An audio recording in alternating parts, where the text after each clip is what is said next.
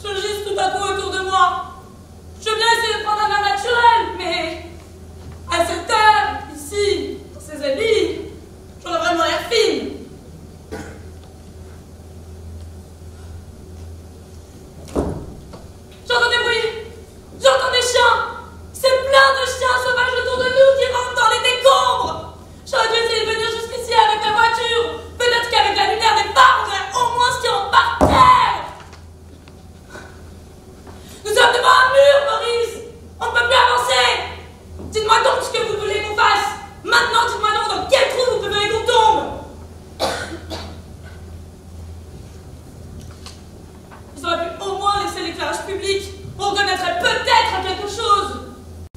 y a quelque chose par terre qui fait glisser et je ne sais pas ce que c'est.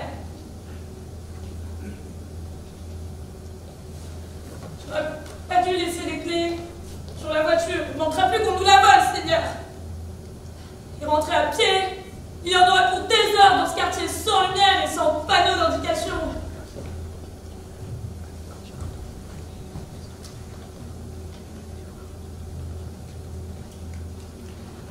En plus, je sens qu'on nous regarde, Maurice. Je vous assure. Venez, Maurice.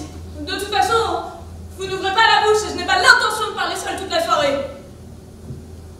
Venez, le moteur tourne. Maurice! Maurice, ça n'est pas le monde vivant ici! Maurice! Maurice, où êtes-vous? Je ne vois plus rien! Je n'entends plus rien! Le moteur! J'entends plus le bruit de la voiture! Maurice! Maurice, ne me laissez pas seul! Maurice! Maurice! Maurice, ne me laissez pas seul! Maurice!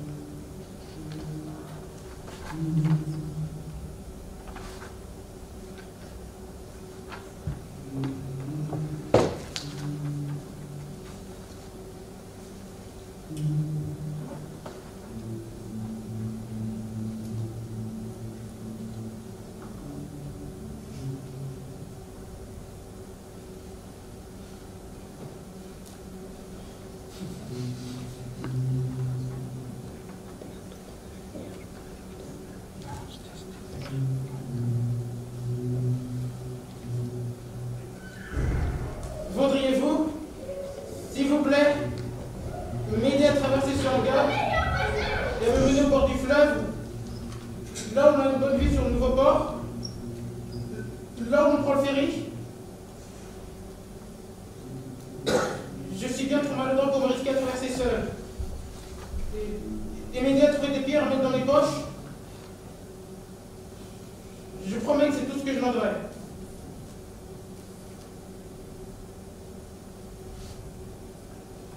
Ne m'envoyez pas dans l'indiscrétion. Je vous en prie. Je ferai le moins de bruit possible. Croyez surtout que je suis innocent de tout ce que vous pourriez imaginer. De ce que tout homme imaginerait forcément. Avoir un homme ici, dans cet état agitateur, et dans un but que personne ne peut deviner. Je sais bien comment ça leur dit 1000 choses. 10 000 raisons pour aucune n'est la bonne. Je vous demande de croire cela. Mais c'est vrai que je ne suis pas chaussé pour marcher ici, que ma mémoire n'est quand même pas si bonne que je puisse me diriger dans l'obscurité. Et tout a tant changé, d'ailleurs, qu'il me faut absolument quelqu'un pour m'aider à aller de l'autre côté. Il y aura alors peut-être assez de lumière pour trouver pire moi-même. Alors je vous remercierai, et ce sera tout. Le problème, c'est que l'argent, je veux dire, l'argent liquide, les pièces, les billets, cela fait longtemps que je n'en ai pas eu en main. Cela fait longtemps, vous devez savoir, que l'argent ne se transporte plus en pièces, en billets, comme au Moyen-Âge, la rigueur de quoi boire un verre de vin ou acheter des cigarettes. Mais comme j'ai arrêté de fumer que l'alcool, je n'en bois que très rarement, je n'ai sur moi que des cartes de crédit.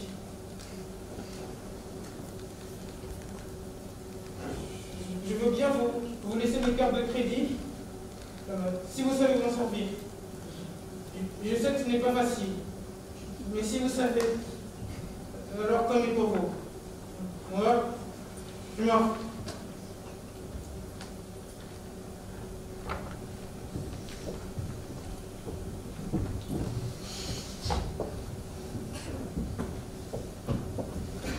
C'est à quelques mètres.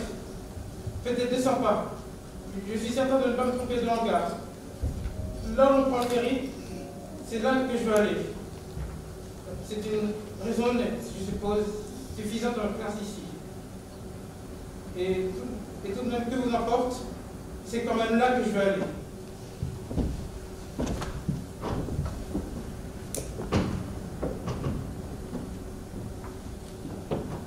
il y a le briquet. C'est un Dupont. Ça marche avec une espèce de recharge, je crois. J'y connais rien, mais il marche en tous les cas. J'ai l'amnésie exprès. Et des boutons de manchette. C'est de l'or.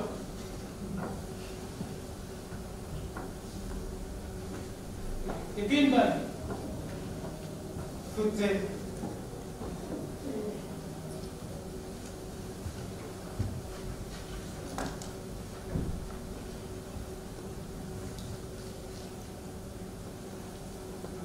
La montre, je n'ai pas envie de la poser n'importe où. N'importe qui pourrait marcher dessus. C'est une Rolex. Ça marche avec une espèce de pile. Je ne sais pas vraiment. J'y connais rien, mais rien du tout. Mais c'est une des plus chères, en tous les cas. Et pas besoin de la remonter. Je vous jure que celle-là, j'ai du mal à me noter. C'est peut-être parce que je me la suis achetée moi-même. Moi tout seul. Sans raison. Un jour quelconque. À Genève. En passant devant une bijouterie. Non pas comme cette bague et tout le reste. Cadeau, foutaise. C'est pourquoi je vous assure que cela m'ennuie de la poser par terre. Faites attention, je vous en prie. Faites attention à ne pas marcher dessus. Maintenant que je n'y peux rien, aidez-moi.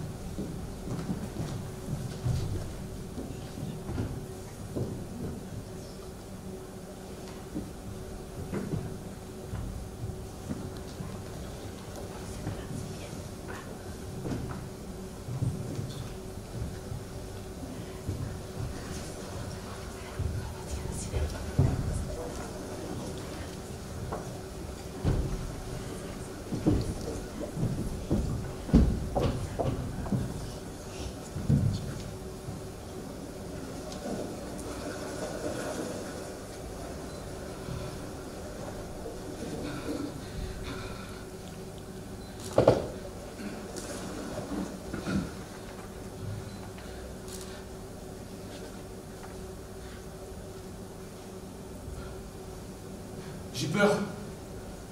Pourquoi? J'ai peur, je ne sais pas pourquoi. Tu as ton arme? Une arme? Non, pourquoi? Un flic ne viendrait jamais dans un camp comme celui-là sans son arme. Je ne suis pas un flic. Fonctionnaire? Non. Privé? Non. Quoi alors? Rien, normal, un particulier. Si c'est vrai, tu as raison d'avoir peur.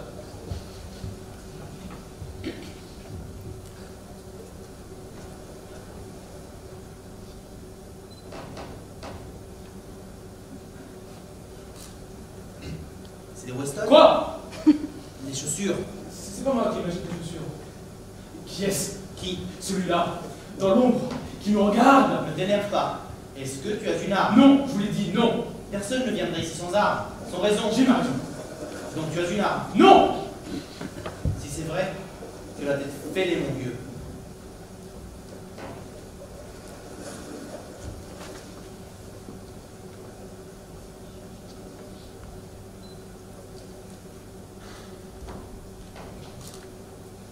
Il veut savoir qui vous cherchez.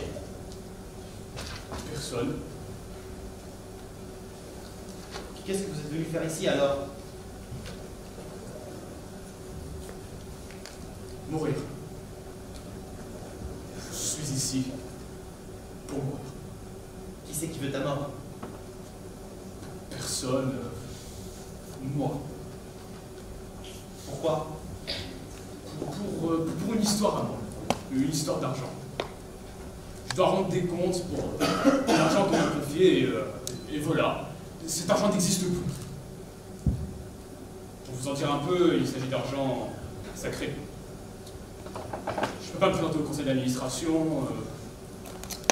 Une histoire de réputation, si vous voulez. Ma réputation est à nous. Je me fous bien qu'elle soit là. Cela ne me gêne pas, mais je veux pas voir le plongeon. Ce n'est pas un bon endroit ici pour fuir la prison. Je ne fais aucune prison qui parle de prison. Voyez-vous des bonnes sœurs traîner au tribunal un homme honorable à qui elles ont, en toute confiance, offert la gestion de leur argent? J'ai simplement ni l'âge, ni l'envie de m'en faire personnalité. Pourquoi tu ne files pas à l'étranger avec cet argent? Quel argent? Je vous dis que je ne sais pas ce qu'il est devenu. J'arrive pas à me souvenir. Au jour le jour, peut-être, oui. Tirer un peu un jour, un peu un autre jour. Peut-être. Je me souviens pas de grosses dépenses. J'ai un train de vie moyen. Je me souviens d'aucune folie que j'aurais faite ces dernières années. Et puis, il ne faut pas accepter, au moment de la retraite, de devenir administrateur dans les œuvres où l'on n'a pas eu les sous.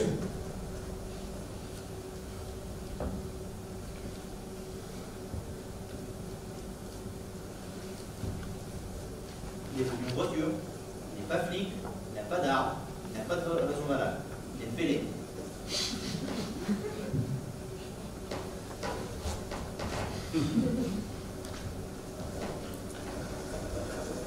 Il veut savoir pourquoi tu aurais fait ça, affaire ici. J'ai connu ce quartier autrefois. Je cherchais un endroit qui me ressemble. Je veux seulement qu'on me laisse approcher du fleuve, qu'on me laisse ramasser de pierres. Je ne ferai aucun bruit. Je veux pas qu'on me frappe, qu'on me fasse mal. Je n'ai plus rien à donner. Est-ce que tu es venu seul? Oui. Sauf une femme. Une femme? Oui, elle conduit la voiture. Elle est encore là-bas, sûrement.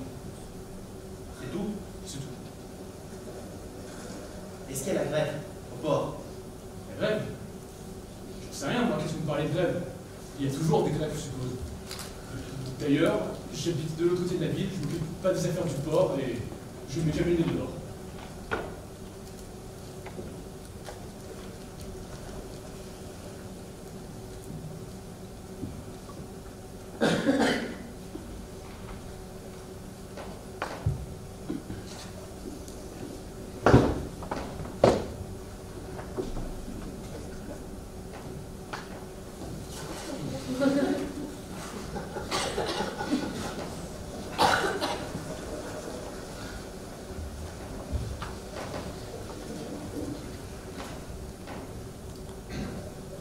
Il ne veut pas. Il dit qu'un mort ici attirerait la police. Foutaise, l'affaire sera étouffée. Voulez-vous que j'écrive un mot qui vous blanchisse? Vous le porterez à cette femme. Il ne veut pas. Dites-lui qu'avec 2 pierres dans les poches, mon corps colle tout au fond. Personne n'y va. Il refuse. Suppliez-le. Non. Qu'est-ce que tu me donnes en échange? Je vous ai déjà tout donné. Tu m'as pas donné d'argent. Je vous ai donné mes cartes de crédit. Pas d'argent. Mais c'est de l'argent, je n'ai pas de forme d'argent. Dans tes poches. J'ai vidé mes poches. Prenez ma veste si vous voulez. Fichez-moi la paix avec votre argent. Qu'est-ce que vous voulez donc? 100 francs par-ci, 100 francs par-là, l'alcool et les cigarettes, foutaise. Les billets et les pièces, c'est l'argent du pauvre, de l'argent de sauvage. Mes cartes de crédit, c'est pour vous. Et ma Rolex, et ma voiture. Ne dites pas qu'une voiture, c'est pas d'argent. Il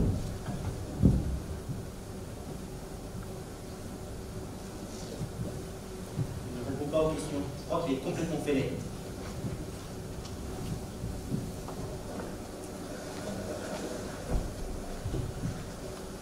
Tu vas vraiment le faire? Oui.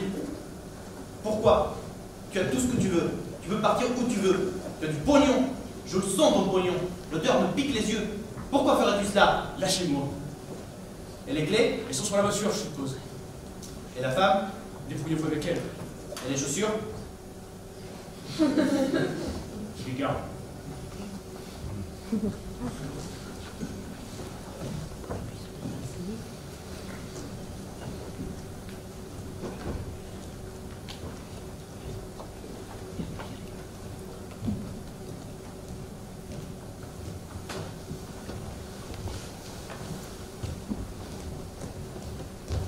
Tu es venu juste ici. là-dedans.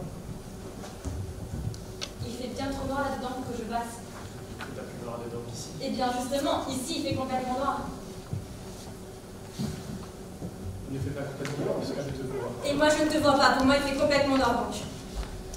Si tu passes là-dedans avec moi, je te parlerai de quelque chose, à propos de quelque chose dont je te parlerai si on passe tous les deux là-dedans. Je ne peux pas passer. Mon frère me tabasserait.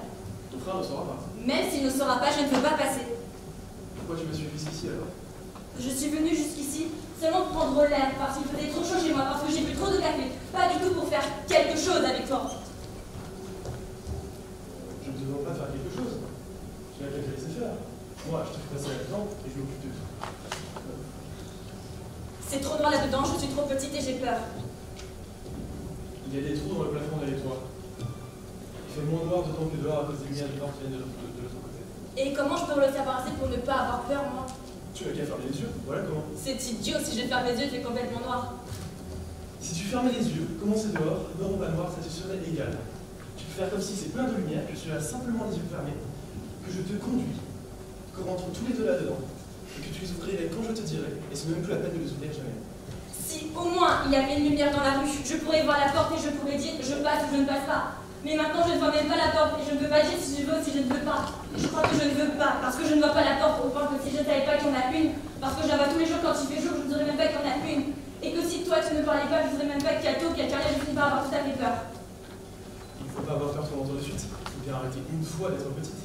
Mon frère me tabassera. Personne ne le saura. Il y a une dame derrière toi qui me regarde. Vous avez entendu le plouf? Mais enfin, je suis presque sûre d'avoir entendu le plouf d'un homme tout au ballon. Mais c'est lui, Maurice. Son briquet. Mais qu'en avez-vous fait? Seigneur, j'en étais sûre. Sois une gentille petite fille, montre-moi le chemin. Il faut que je sorte de là. L'eau doit être glacée et sale et pleine de mazout et il ne sait pas nager. Je n'y vois rien, je suis perdue, conduis-moi. Tiens, de l'argent. Je te donne de l'argent. Je te donnerai encore. Petite sotte, tu n'auras rien du tout. Ce n'est bavard, elle n'a pas du tout. Tu vas te faire prier, c'est dégoûtant.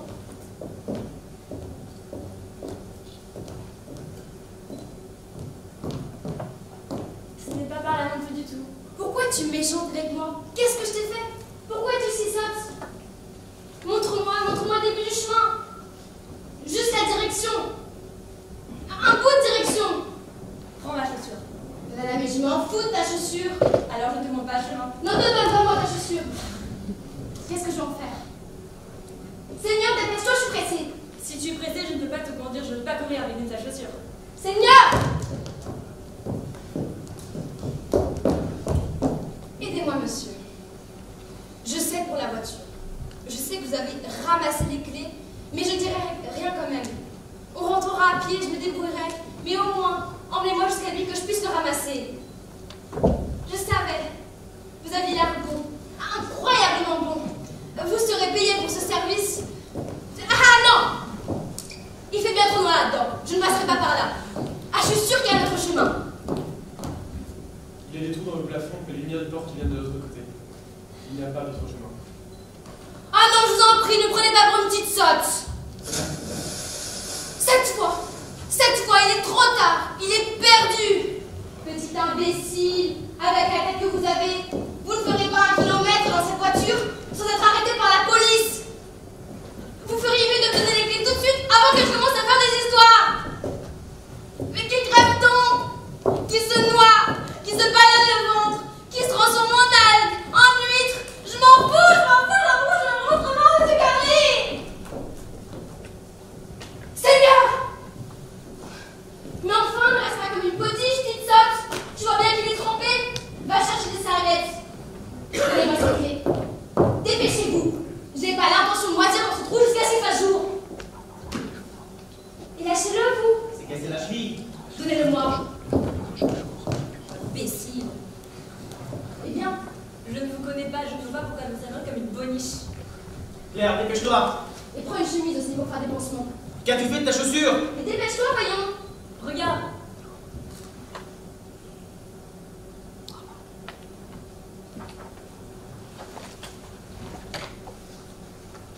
Et tu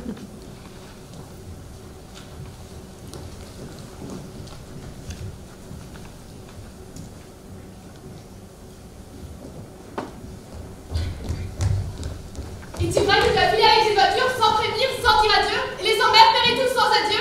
Laisse-moi tranquille, je n'ai pas le temps de te parler. Pas de temps, tu n'as rien à foutre du tout et tu n'as pas le temps. Je suis trop occupé, je ne peux pas te parler. Alors donc, je cours dire à maman que tu as filé à l'anglaise avec cette voiture, et ce sera un drame terrible. Je n'ai pas dit je pars avec cette voiture. Je n'ai même pas dit je pars. Je n'ai rien dit du tout et tu es trop petite. Je me suis déjà plus petite. J'ai commencé hier matin à boire du café et j'en ai bu jusqu'au soir. Jamais je n'avais passé une nuit entière sans dormir.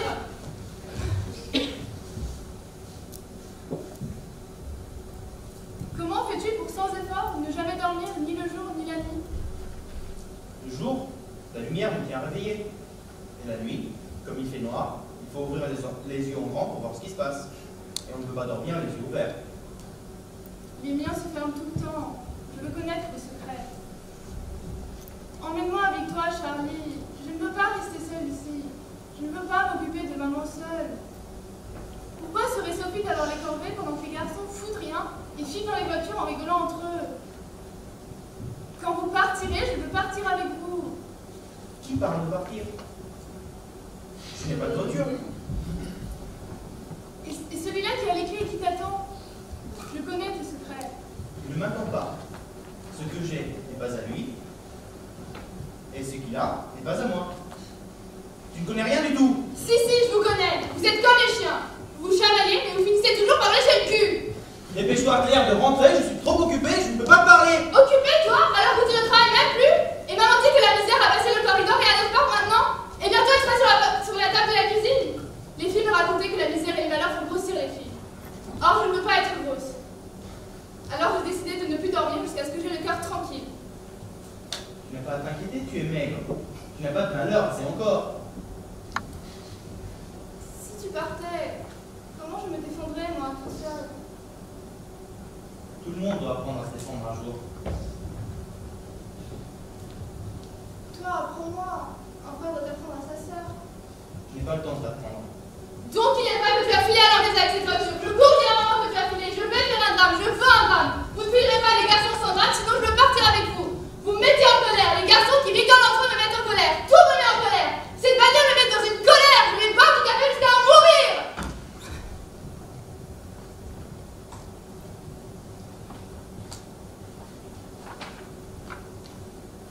Est-ce que c'est très très long pour apprendre à s'écouter toute seule? Assez long, oui. Très très long. Alors donc commence à l'apprendre. On a juste le temps. Je suis assez bon pour me défendre. Pas pour apprendre à quelqu'un. Je ne veux pas qu'on se dise adieu. Ce n'est pourtant pas grand-chose. Un jour, je ne serai pas là. Tu te souviendras du dernier endroit où tu m'auras vu. Tu viendras me chercher. Et je ne serai pas là. Mais ce sera tout. Je ne veux pas dire adieu. Dépêche-toi de chercher les serviettes que l'on va demander.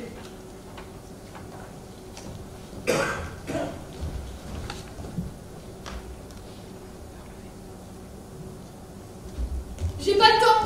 Moi non plus. Je ne veux pas que tu me parles. Je ne peux pas parler puisque j'ai pas le temps. Je ne veux même pas que tu me regardes. Dans ma toute vitesse, je ne veux pas. Je n'ai plus besoin de regarder puisque je t'ai déjà regardé très tranquillement, sans exception, sans même un avis dessus. Tu n'as rien regardé du tout sur les avis dessus. Qu'est-ce que tu racontes? Si, je l'ai regardé. Ce matin, je l'ai regardé. Et comment est-ce que tu l'aurais regardé, s'il te plaît? Et tranquillement, en plus. C'est trop fort. Quand tu as tout débarbouillé dans le fleuve ce matin, sans exception, je l'ai regardé. Jamais je me débarbouillerai dans le fleuve. Qu'est-ce que tu racontes? L'eau est bien trop sale. On a une maison, il y a un robinet et de l'eau propre dedans. Il n'y a plus d'eau dedans. Et ce matin, ta maman t'a forcé à te débarbouiller dans le fleuve. Elle regarde autour pour voir si personne ne regardait. Mais pendant que tu te l'es débarbouillé. Mais moi, j'étais sur l'autre là-dessus. Et je te regardais sans exception comme je te vois maintenant avec les habits dessus maintenant. Je ne verrai pas s'il y a de changer en tous les cas. Ça change que maintenant, tu ferais mieux de vouloir avec moi. Pour être à égalité, me l'avoir vu à moi aussi. Sinon, tu l'as vraiment trop bête. Je ne vois pas ce qu'il y a de changer, puisque moi aussi j'ai été regardée quand tu t'étais barbouillé ce matin dans le fleuve. Et très tranquillement. Alors donc, on est déjà à égalité et il faut que tu trouves un autre truc. Tu n'as rien regardé du tout. Puisque je ne me débarbouille pas, ni rien du tout. ni dans le fleuve, ni dans une maison, ni dans aucune espèce d'eau, ni sale, ni propre, jamais. Et tu voudrais que je veille avec toi, alors que toi-même tu dis que tu ne te débarbouilles jamais, rien du tout, et nulle part. C'est trop fort.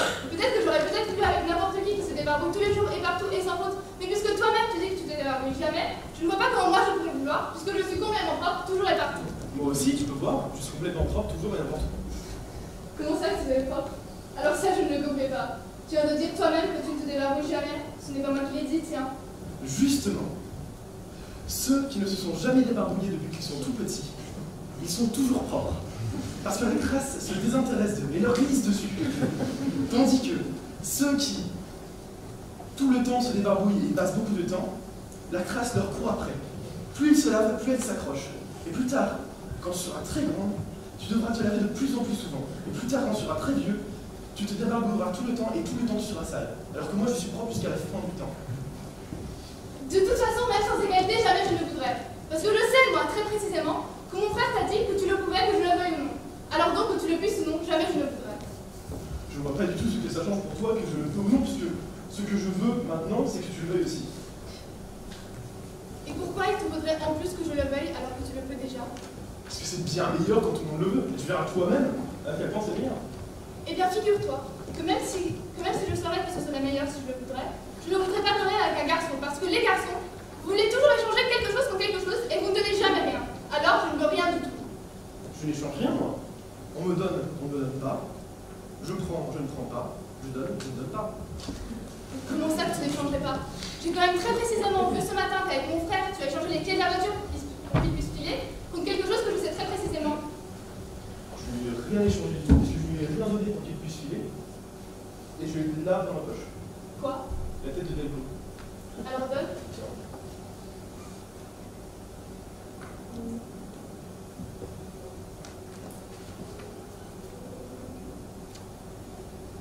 Je suis très malheureuse. Si tu étais très malheureuse, tu ne dirais pas toujours non. Pourtant, je ne suis plus un peu heureuse du tout. Si c'était vrai, tu donnais oui. Oui. Quand? Très précisément. Quand il ferait très noir, oui, peut-être que je dirais oui. Quand il fera noir. Tu voudras vraiment? Complètement noir, oui. Là, je le voudrais, vraiment. Je t'attends. Oui, oui, oui!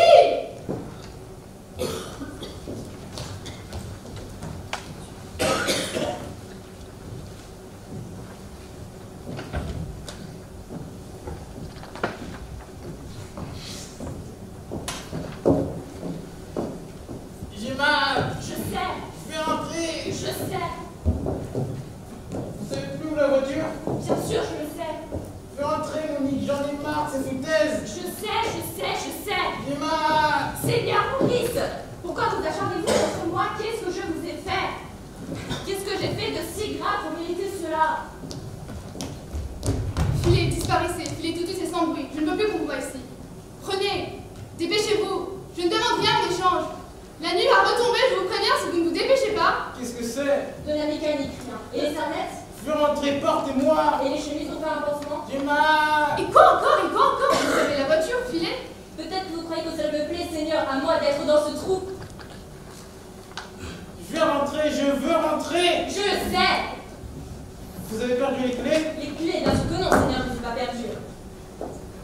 Vous ne savez pas remettre ça en place, peut-être. Il faut peut-être que j'appelle un garçon, peut-être. Qu'est-ce que c'est? La tête de Delco. Ne m'embêtez pas avec l'histoire. Je veux rentrer. Vous voulez, bravo, vous voulez très bien, mais on ne peut pas, figurez-vous, c'est de votre faute. Petite sotte, les pneus, petite sotte, on a crevé les pneus, les 4 pneus. C'est vous, j'en suis sûre, je me souviendrai de cela. Il finira bien par passer un flic par ici, non? Un flic à vélo ou à cheval? Il y a bien de temps en temps un bon gros flic qui passe, non? Allez me chercher ces fichues serviettes en attendant petite sotte. Allez me chercher cette fichue chemise que je la déchire. Et quoi encore? Dépêche-toi, je me dis, dépêche-toi. À quoi vous a servi tout ce bluff, sinon à nous faire tout ce mal pour rien? Si vous disiez tout de suite les choses sans mentir, au lieu de faire tout ce bluff, on ne serait pas coincé ici avec votre cheville. Tandis que je pourrais être moi tranquillement, dans ma famille où on s'aime sans histoire. Vous ne savez pas ce que c'est une famille, vous? Des frères, des sœurs. Et moi je suis ici à cause de vos caprices. Ne me torturez pas, j'ai le pied cassé, je suis en train d'attraper une pneumonie. Et vous me parlez d'argent, vous ne savez que parler d'argent. J'en étais sûre, je le savais. Vous ne savez rien du tout, je ne veux pas parler d'argent. Qu'en avez-vous fait, Seigneur? Maurice, J'ai oublié oubliez quoi? tout. Vous essayez de vous défiler. Je vous jure que je ne sais plus rien. Ne mentez pas, ne mentez pas. J'ai oublié, je le jure. Ne me prenez pas pour une idiote. 7 millions, ça ne se dépense pas à acheter des cigares. Je n'achète plus de cigares. J'ai oublié. Qu'est-ce que vous voulez devenir, Seigneur? Je vais me sécher. Et moi? Allez seul au conseil d'administration. Dites que je suis malade, dites que j'ai fini, dites n'importe quoi. Mettez-moi tout sur le dos. Jamais. Regarde, Rodin. Regarde. Est-ce que tu vois assez clair ou est-ce que je dois t'expliquer comment c'est? Vous ne comprenez pas, Maurice, à quel point je pourrais tout comprendre, tout pardonner. À quel point, Maurice, je vous aime assez, assez pour vous aider. Si seulement, Seigneur, vous ne me mentiez pas. Je ne veux pas de votre aide. Je n'ai rien à me faire pardonner par vous. Vous ne comprenez rien du tout et je ne mens jamais. Si vous mentez, je comprends tout. C'est le moment.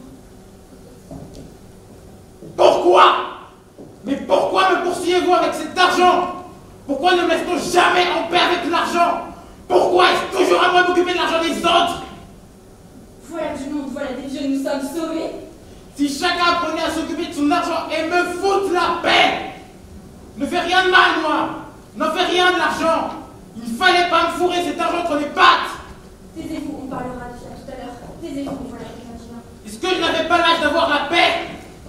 Est-ce que je n'avais pas l'âge de la retraite? L'âge où un homme ordinaire et innocent tranquillement termine ses jours avec ses économies et qu'on n'embête pas avec l'argent des autres? D'ailleurs, c'est aussi de votre faute si j'accepte encore de m'occuper de cet argent-là. Et maintenant, oui, vous allez faire comme les autres. La toute manière, vous allez dire: mais où il est passé cet argent? Mais prenez-vous le feu. Mais il doit bien avoir été dépensé à quelque chose. Et cherchez des secrets là où il n'y en a pas. Taisez-vous, tenez-vous bien. Faisons bonne impression. Ce sont de très vieux Maurice. Combien d'années de paix j'ai eu dans ma vie? D'années où on m'a fichu la paix avec les affaires des autres? 6, 8. À quel âge que l'on sait compter? On n'aurait jamais dû apprendre à compter, nom de Dieu. On me confie de l'argent exprès pour me coincer et on m'attend dans les coins pour me demander le compte. Eh bien, je n'irai pas. Voilà tout. Maurice, je vous en prie, d'entendre.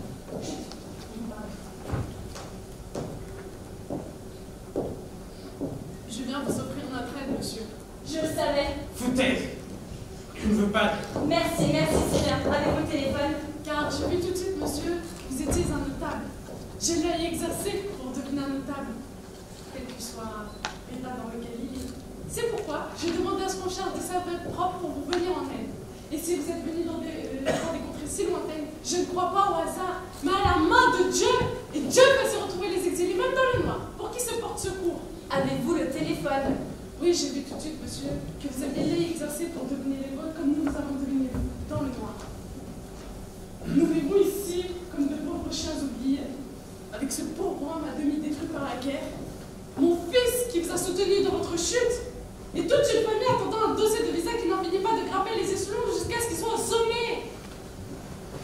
Mais le sommet, dans une grande ville, est long à atteindre, à moins qu'un notable haut placé donne le coup de pouce. C'est pourquoi je suis si heureuse que mon fils ait été là au moment où vous aviez besoin d'aide et que vous puissiez nous apprécier à notre vraie valeur. Un téléphone, Seigneur. Vous voyez bien qu'il ne peut pas marcher. Car à nous voir comme cela, n'importe qui nous prendrait pour des chiens errants. Mais nous nous reconnaissons pour ce que nous sommes, et c'est notre consolation. Au pays, nous sommes des notables, en effet. Et si nous rentrions demain, les meilleures familles des Lomas Altas nous baisseraient la main à la descente du bateau. Elles nous baisaient la main, monsieur, quand nous prîmes le bateau à la fin de la guerre avec ce pauvre homme devenu à demi débile et qui ne pouvait presque plus marcher. Et les chèques de cette guerre et l'argent qui ne valait plus rien. Nous nous sommes retrouvés au dehors, car je voulais faire de mon enfant un être humain de première catégorie. Mais là-bas, l'argent qui ne valait plus rien, à quoi servait-il d'être un notable, monsieur? Au port, 10 bateaux s'apprêtaient à partir dans 10 directions à l'une. Nous savions lequel prendre. L'enfant me tirait la main gauche, nous l'avons suivi, et nous voilà ici, dans le noir, tandis que là-bas, les meilleures familles continuent d'honorer l'héroïsme de cet homme, monsieur, qui a perdu la moitié de ses pieds, presque toute sa force et quasiment toute sa tête dans une guerre ignorée et qui parle à Dieu aujourd'hui. Mais ici, personne n'honore cette guerre, personne n'honore cet homme. Et nous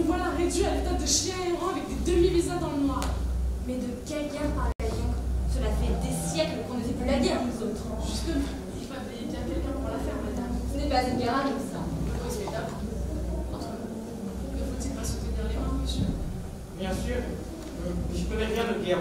Je trouve les petits de cette femme dégoûtante. Elle me plaise. Elle vous plaise à vous, bravo. Demandez-leur donc qui nous donnera ici. Demandez. Non, il n'y a que nous ici. Comptez sur nous, monsieur. Comptez-y, ils n'apporteront même pas de serviette. Il va faire nuit, Seigneur.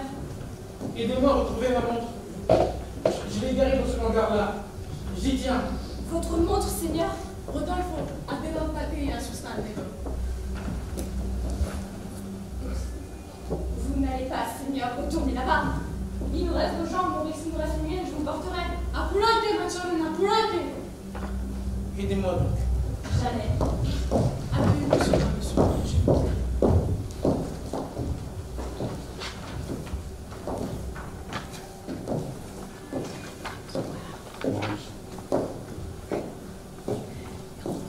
Je partirai seule, j'en ai marre de vous, de vos conneries. Brutes, clochards, malades, miteux, déchets d'êtres humains. J'en ai tellement marre de ces fous mal lavés, je préférais vivre avec des rats et des chiens, Seigneur. Tous ces gens me dégoûtent. Je vais vivre enfermée par 4 portes de béton. Je vais me faire barricader dès que je rentre chez moi. Je me ferai passer la nourriture par un tunnel pour ne plus voir ni sentir cette raclure d'être humain. Je me ferai couler du béton des cheveux jusqu'aux pieds, avec juste un trou pour la bouche et le nez. Maurice! Je veux rentrer.